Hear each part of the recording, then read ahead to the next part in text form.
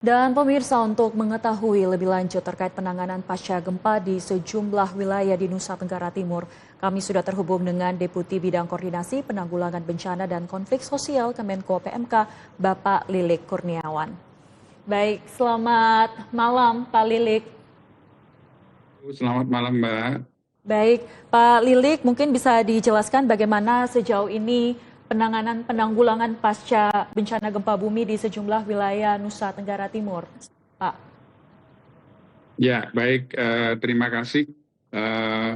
Pemerintah dari hari pertama ini sudah mengambil langkah-langkah cepat untuk memberikan dukungan bagi daerah terutama yang terdampak oleh bencana. Beberapa menteri sudah langsung hadir di Labuan Bajo dipimpin oleh Menko PMK, kemudian ada satu tim lagi langsung ke Maumere begitu untuk memberikan penguatan untuk pos penas. Pos penas itu pos pendampingan nasional. Baik. Jadi ada 2 titik yang sudah disiapkan di Labuan Bajo dan di Maumere untuk dukungan-dukungan logistik.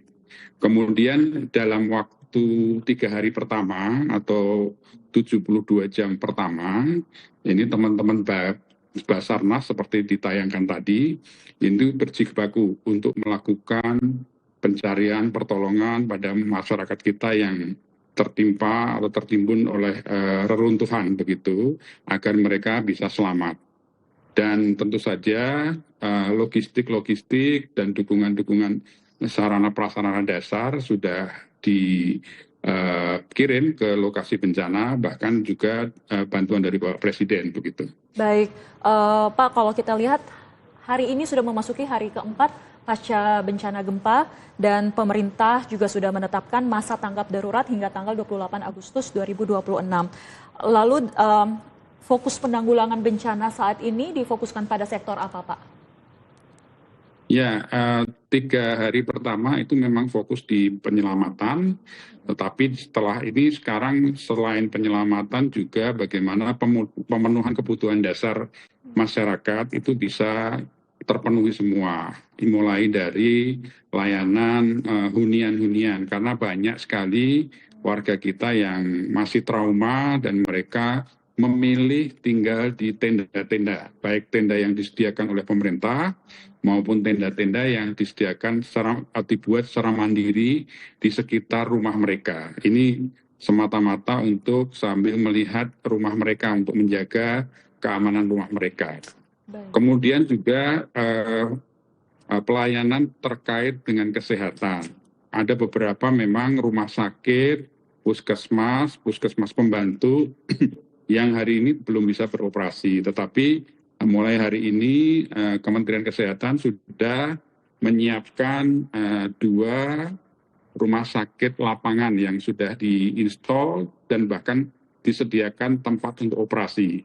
Kemudian juga ada 2 tim emergency medical team yang akan membantu masyarakat terkait dengan kesehatan.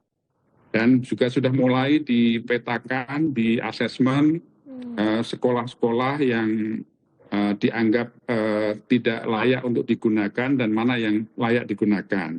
Nanti ke depan kegiatan belajar mengajar tidak boleh berhenti. Jadi memang nanti rencananya akan disediakan tenda-tenda besar untuk sekolah darurat apabila sekolahnya memang betul-betul tidak bisa digunakan karena rawan untuk rusak begitu. Baik, Pak, bantuan sudah terus disalurkan baik dari pemerintah pusat maupun juga pemerintah daerah. Namun dari hasil asesmen tim di lapangan, apa kebutuhan yang paling dibutuhkan oleh masyarakat hingga saat ini, Pak? Ya, tadi seperti yang kami sampaikan, ini masalah kesehatan, masalah pengungsian, masalah air bersih, kemudian juga tentu pendidikan, ini menjadi hal yang krusial yang harus kita penuhi begitu. Dan kemarin kami di Menko PMK sudah berkeliling di 7 kabupaten terdampak. Kita ingin memastikan bahwa di setiap kabupaten itu sudah ada poskonya. Posko untuk melakukan koordinasi di antara pemerintah daerah. Kemudian pemerintah pusat melalui BNPB nanti akan memberikan dukungan untuk kebutuhan-kebutuhan yang dirasa kurang atau belum ada di lapangan begitu. Baik Pak, kita harapkan pemulihan penanggulangan pasca bencana gempa bumi yang terjadi di sejumlah wilayah di Nusa Tenggara Timur ini dapat segera pulih dan juga masyarakatnya juga ini bisa beraktivitas seperti biasa. Terima kasih Pak Lili Kurniawan sudah meluangkan waktu. Tetap jaga keselamatan Pak selama bertugas di Nusa Tenggara Timur. Baik, terima kasih, sehat semuanya.